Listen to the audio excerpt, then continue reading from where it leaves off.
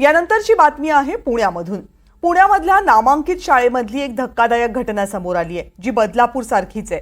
7वी मधल्या एका अल्पवयीन मुलीवर 15 ऑगस्टच्या दिवशी लैंगिक अत्याचार करण्याचा प्रयत्न करण्यात आला।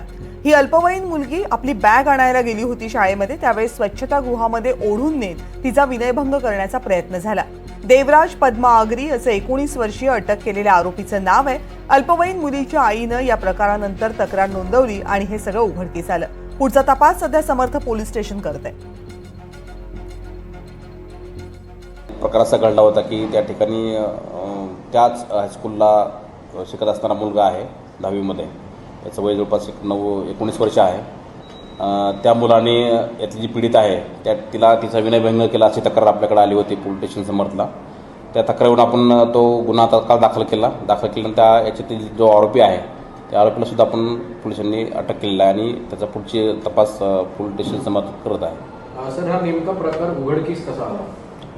जेव्हा ही घटना झाली त्यावेळेस त्या पीडित मुलीने तिच्या आईला सांगितलं। आईने मग आपल्याकडे तक्रार दिली आणि तक्रार दाखल केल्यानंतर तत्काळ पोलिसांनी तक्रार दाखल करून त्या आरोपीला अटक पण आपण केलेला आहे।